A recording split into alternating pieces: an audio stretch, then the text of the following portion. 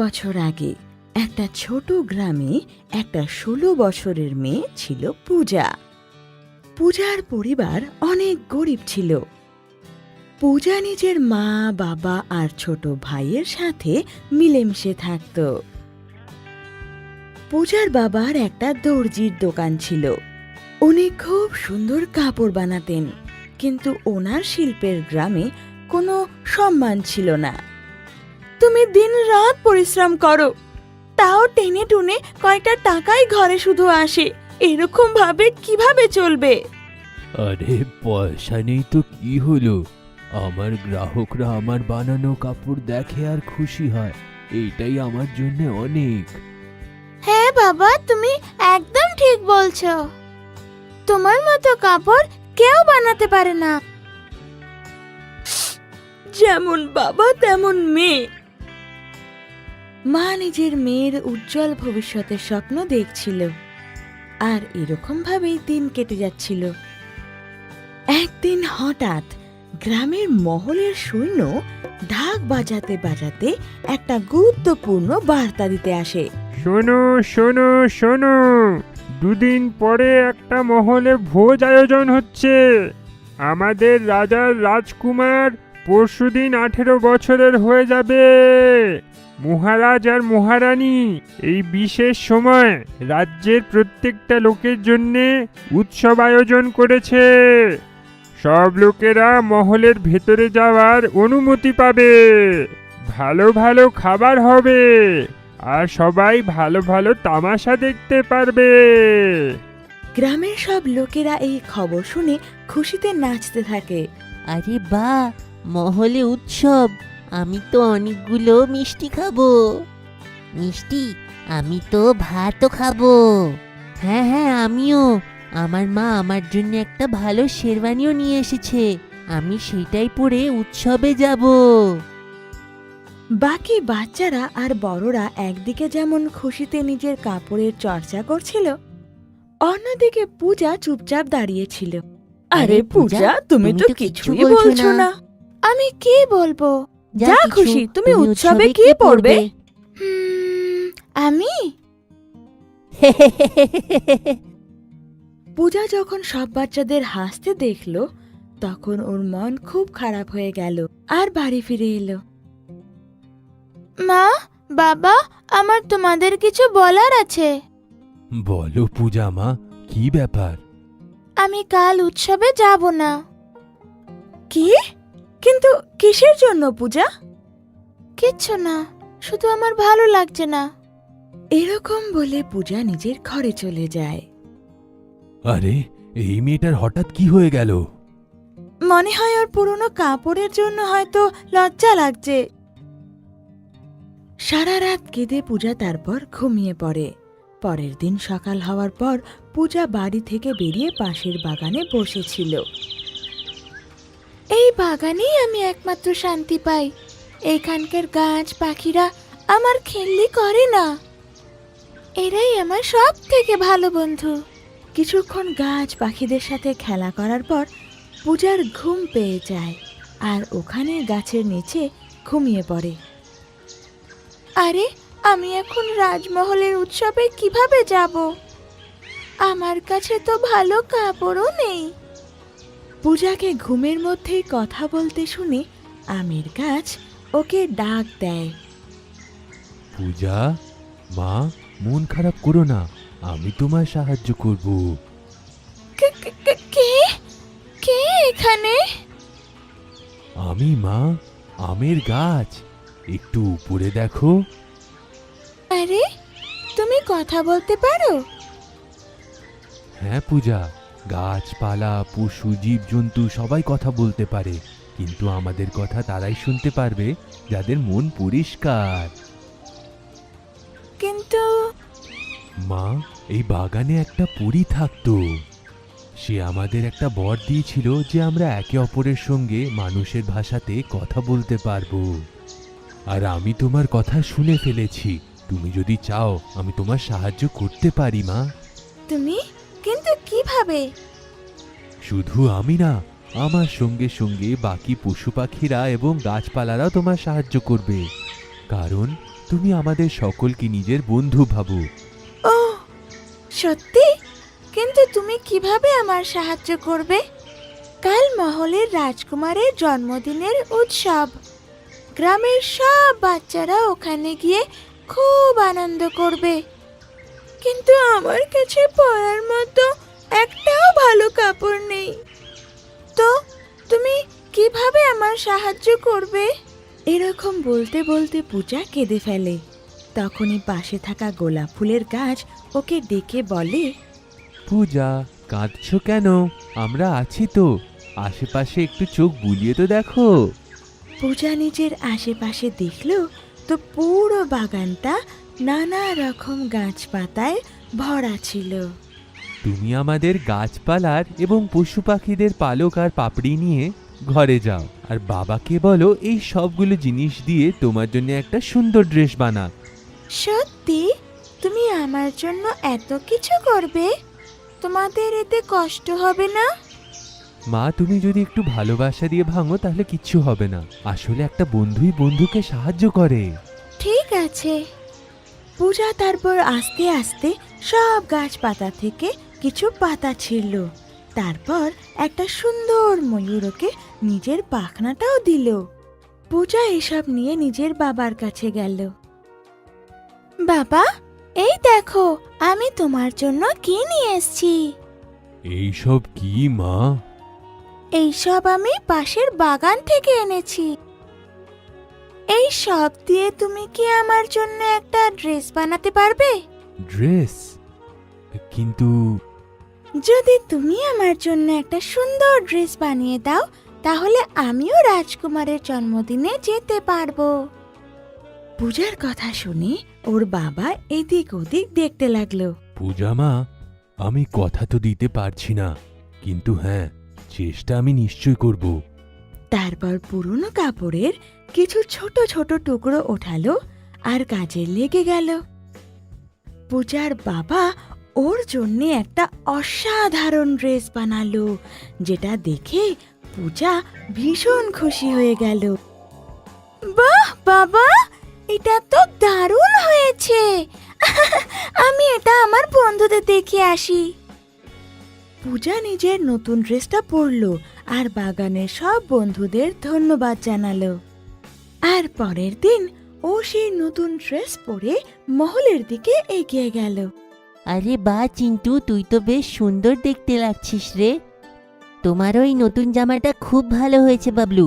পূজাকে নানা রঙের চকচকে কাপড় পরে মহলে আসতে দেখে সব ছেলে আর মেয়েরা অবাক হয়ে যায়। পূজা নতুন ড্রেসে কোনো রাজকুমারীর থেকে কম লাগছিল না। কিছুক্ষণ পর যখন মহারাজ আর মহারানী মহলের বাইরে এলো, তারা বলল, আপনাদের সকলকে আমার ধন্যবাদ। আপনারা সকলে এখানে এসেছেন, আমি খুবই খুশি হলাম। আজ আমার ছেলের জন্মদিন। আজ আমি এখানে সব থেকে সুন্দর যে দেখতে লাগবে তাকে নিজের হাতে পুরস্কার দেব। সব ছেলে আর মেয়ে একটা লাইনে দাঁড়িয়ে গেল। তারপর মহারাজ আর মহারানী এক এক করে সবার কাছে গেল। আরে বাহ, তোমার ড্রেসটা তো বেশ সুন্দর দেখতে লাগছে। কে তুমি? আর এত সুন্দর ড্রেসটা কোথায় থেকে এনেছো? আমি পূজা, গ্রামের দর্জির মেয়ে। এই ড্রেসটা বাবা নিজের হাতে আমার জন্য বানিয়েছে। এখানে আসো মা, তুমি আমাদের সাথে এখানে বসো। তোমার বাবা তোমার জন্য অসাধারণ ড্রেস বানিয়েছে। ধন্যবাদ মহারানী, কিন্তু আমাকে ক্ষমা করবেন। আমি এখানে আমার সব বন্ধুদের সাথেই বসতে চাই, না হলে ওদের খারাপ লাগবে। তোমাকে খুব সুন্দর দেখাচ্ছে আর তোমার মনটাও পরিষ্কার। তোমার সরল স্বভাব দেখে আমি খুব খুশি হয়েছি আর তোমাকে পুরস্কার দিতে চাই। পূজার কথা শুনে সব বাচ্চাদের লজ্জা লাগলো আর তারা সবাই পূজার কাছে ক্ষমা চাইল। তো বন্ধুরা, এইভাবে আমরা দেখতে পেলাম যে যদি কারোর মন খুব সুন্দর হয় তাহলে তার সুন্দরতা হাজার চেষ্টার পরেও লুকানো যায় না। এই গল্প শম্ভু নামের একটি সৎ দর্জির, যে দিনপুর নামের একটা গ্রামে থাকত। শম্ভু অনেক সৎভাবে কাজ করত। ওর মতো সারা গ্রামে আর কেউ কাপড় সেলাই করতে পারত না। একদিন শম্ভু গ্রামের সব থেকে বড় জমিদারের মেয়ের লেহেঙ্গা নিয়ে জঙ্গলের দিক দিয়ে বাড়ি ফিরছিল। তখনই ওইখানে একটি বৃদ্ধ মহিলাকে দেখল, যার জিনিস নিয়ে একটা চোর পালাচ্ছিল। চোর, চোর, কেউ ধরো, ও আমার জিনিস নিয়ে পালাচ্ছে, চোর। এইসব দেখে শম্ভু চোরের পিছু করতে থাকে। যেমন তেমন করে ও ঝোলাটা কেড়ে নিল আর বৃদ্ধ মহিলাকে ফেরত দিতে গেল। বৃদ্ধ মহিলা নিজের ঝোলা দেখে অনেক খুশি হলো আর শম্ভুকে বলল, ধন্যবাদ বাবা, আমি একটা জাদুগরনি, আর এই ঝোলাতে সব জাদুর জিনিস রাখা আছে। যদি ওই চোর এর ভুল ব্যবহার করত তাহলে গন্ডগোল হয়ে যেত, কিন্তু তুমি ঠিক সময় এসে সব জিনিস বাঁচিয়ে নিলে। ধন্যবাদ বাবা। আর আমার কাছে তোমার জন্যে কিছু আছে, একটা জাদু কাঁচি। তুমি একে যেমনটা বলবে সে তেমনটাই করবে। এর বুদ্ধি করে ব্যবহার করো। এইটা বলে ওই বৃদ্ধ মহিলা ওইখান থেকে চলে গেল আর শম্ভু ওই কাঁচি নিয়ে নিজের দোকানে পৌঁছালো। আর শম্ভু যেমন যেমন কাঁচিকে বলতো তেমন করে কাঁচি কাপড়টাকে কেটে দিত। এইভাবে শম্ভুর কাজ আরো সহজ আর তাড়াতাড়ি হয়ে যেত। শম্ভু কাঁচির কাজে অনেক খুশি ছিল। একদিন মহারাজ ওকে ডেকে পাঠালো। শম্ভুর ওইখানে যাওয়ার পর মহামন্ত্রী বলল, শম্ভু, তুমি জানো যে মহারাজ তোমাকে কেন ডেকেছে? আমরা শুনেছি যে তোমার কাছে একটা জাদু কাঁচি আছে।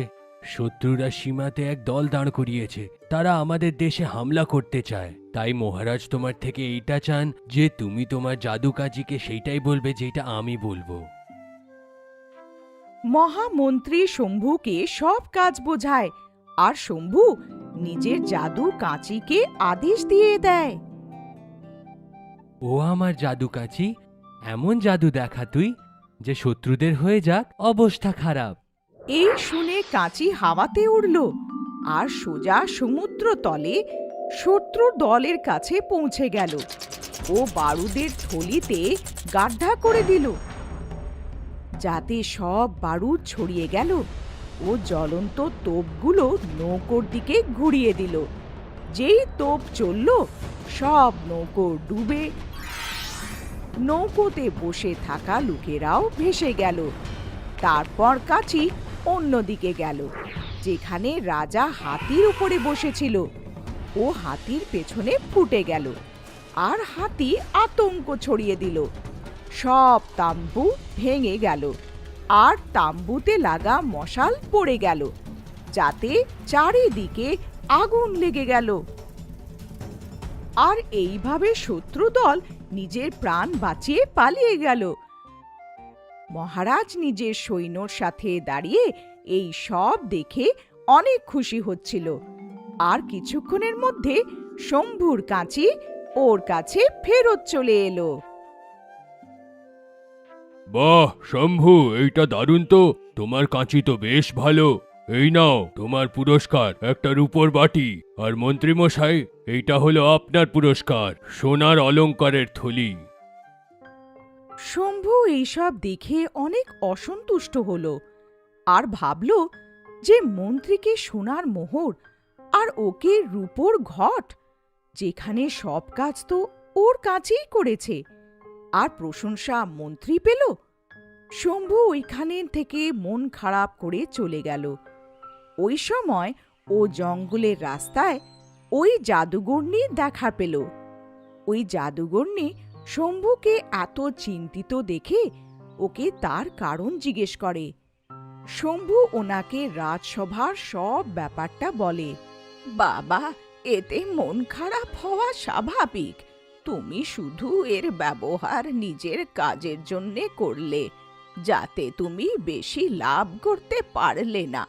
যদি তুমি এতে অন্যদের কাজও করতে, তাহলে নিজের বুদ্ধি দিয়ে অন্য কাজও করাতে, তাহলে তোমার আরো বেশি লাভ হতো। এটাই পার্থক্য তোমার আর মহামন্ত্রীর মধ্যে। কাঁচি তোমার ছিল, কিন্তু সব বুদ্ধি মহামন্ত্রীর লাগালো, তাই রাজা সব পুরস্কার মহামন্ত্রীকে দিল, তোমায় না। এখন তুমি এর ব্যবহার ভালো কাজে করো, আর তুমি তার থেকে ভালো লাভও করতে পারবে। এখন শম্ভু কাঁচির ব্যবহার শুধু নিজের দোকানের জন্যই নয়, অন্যদের সাহায্যের জন্যও করলো। আস্তে আস্তে কাঁচি দিয়ে ও কাগজ কাটলো, কাপড় কাটলো, বড় বড় পাথর কাটলো, পাহাড় কাটলো, আর গাছের ডালও কাটলো। এমন ভাবে আস্তে আস্তে করে কাঁচি সব কাজ করতে থাকলো, যাতে শম্ভুর অনেক লাভ হলো, আর শম্ভু অনেক বড় জমিদার হয়ে গেল, আর খুশিতে জীবন যাপন করতে রইল। এক সময়ের কথা, দীপাবলির সময় ছিল। গ্রামের সব লোক নিজের বাড়ির বাইরে সাজিয়েছিল, আর প্রদীপও লাগিয়েছিল। কিন্তু ওই গ্রামে একটা বাচ্চা ছিল, নিজের ঘরের দরজায় মন খারাপ করে বসেছিল। তখনই ওখান থেকে একজন বাবা পার হয়। বাবা, তুমি কি আমাকে এক গ্লাস জল খাওয়াতে পারবে? আমার খুব তেষ্টা পেয়েছে। নিশ্চয়ই, আমি এক্ষুনি আনছি। এই বলে টিনু নিজের বাড়ির ভেতরে যায়। বাবা ওই দেখে খুব আশ্চর্য হয় যে ওই পুরো গ্রামে চারিদিকে আলো আছে, কিন্তু এই একটাই ঘরে আলো কেন নেই? তখনই টিনু বাবার জন্য জল নিয়ে আসে, আর বাবা খুশি খুশি জল খেতে শুরু করে। বাবা বাচ্চার কাছে জিজ্ঞেস করে, বাবা, কি ব্যাপার? তুমি এত উদাস কেন, যখন চারিদিকে খুশি ছড়ানো? আর দীপাবলির দিনে তোমার ঘরের বাইরে প্রদীপ জ্বলছে না কেন? কি ব্যাপার, বলো আমাকে। বাবা, আমরা অনেক গরিব। আমার বাবা নেই। মা সারাদিন অন্যের ঘরে কাজ করে, তখন গিয়ে আমরা দুটো সময় খেতে পারি। পয়সা না থাকার কারণে আমি স্কুলেও যেতে পারি না। আমরা কোথায় থেকে দিওয়ালি পালন করব? তুমি গরিব হয়েছ তো কি হয়েছে, তোমার মন অনেক বড়। আমি তোমার সংস্কারে প্রসন্ন হলাম, তার জন্যে আমি দীপাবলির দিনে তোমাকে এক উপহার দিচ্ছি। এরম বলে বাবা ওকে এক জাদু প্রদীপ দেয়। ওর মধ্যে দিয়ে অনেক বেশি আলো বেরোচ্ছিল। টিনুকে প্রদীপ দিয়ে বাবা বললেন, বাবা, এই প্রদীপ তোমার সব ইচ্ছে পূরণ করবে। তুমি এর থেকে যা চাইবে তুমি তাই পাবে। কিন্তু একটা কথা মনে রেখো, কিন্তু যখন তুমি কিছু এর থেকে চাইছো, বাইরের লোক যেন এটা না দেখে, না হলে এই আলো উধাও হয়ে যাবে। এইটুকু বলে বাবা ওখান থেকে উধাও হয়ে যায়।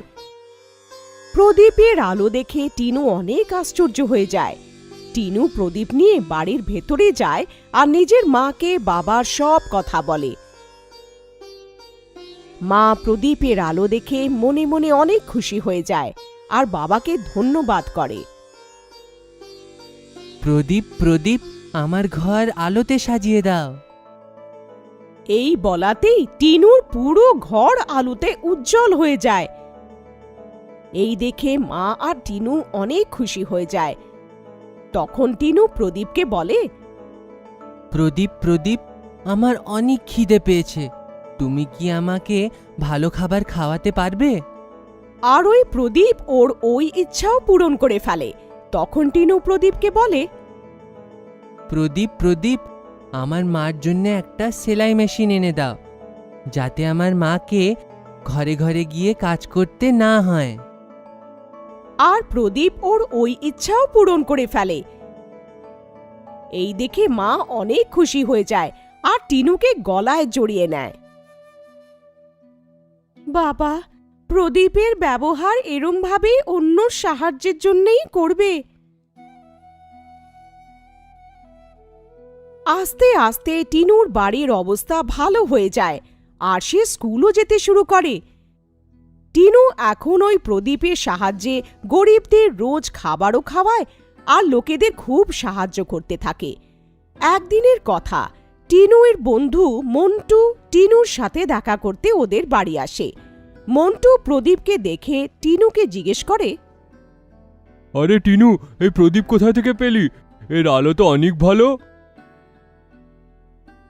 এইটা কোনো সাধারণ প্রদীপ নয়, এইটা একটা জাদু প্রদীপ। এর থেকে তুমি যা চাইবে তুমি তাই পেয়ে যাবে। জাদু প্রদীপ? এমন কিছুই হয় না, তুমি আমাকে বোকা বানাতে পারবে না। আচ্ছা, এরম তোমার আমার উপরে ভরসা নেই তো দাঁড়াও, আমি এক্ষুনি এর থেকে কিছু চেয়ে দেখাচ্ছি। প্রদীপ প্রদীপ, আমার অনেক বেশি লাড্ডু খাওয়ার জন্যে চাই। টিনুর এইটুকু বলাতেই হঠাৎ প্রদীপের আলো উধাও হয়ে যায়। এই দেখে মন্টি হাসতে থাকে আর ওখান থেকে চলে যায়। আর টিনু জোরে জোরে কাঁদতে শুরু করে।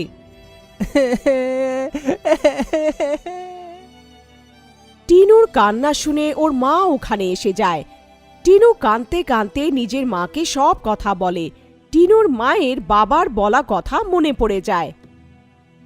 বাবা, টিনু, তোমাকে সাধু বাবা বলেছিলেন না যে কারোর সামনে এই প্রদীপের ব্যবহার করবে না? তো তুমি কেন এরকম করলে? এখন আমি কি করি মা? তুমি সৎ মনে বাবাকে মনে করো, উনি তোমার সাহায্য নিশ্চয়ই করবেন।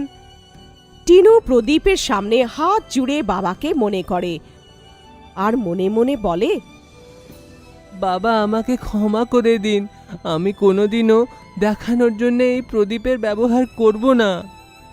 তখনই হঠাৎ বাবা প্রকট হয় আর সে টিনুকে বলে, টিনু, আমি তোমাকে আগেই মানা করেছিলাম, কিন্তু লোকেদের দেখানোর চক্করে তুমি আমার কথা ভুলে গেলে। বাবা, আমাকে ক্ষমা করে দিন, আগের থেকে এমন ভুল কখনো করব না। আর তারপর বাবা টিনুকে ক্ষমা করে দেয় আর প্রদীপের আলো ফেরত এসে যায়। আর টিনুর থেকে দিব্যি নেয় যে এই প্রদীপের ব্যবহার লোকেদের ভালোর জন্যই করবে, নয় কি নিজের দেখানোর জন্যে। তো বাচ্চারা, এই গল্পের থেকে আমরা এই শিক্ষা পাই যে আমাদের লোক দেখানো উচিত না।